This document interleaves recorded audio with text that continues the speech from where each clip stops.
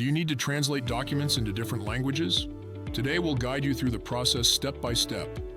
First, understand the purpose of your document. Is it for business, education, or personal use? Knowing this helps you choose the right words and tone. Next, choose a reliable translation tool or service.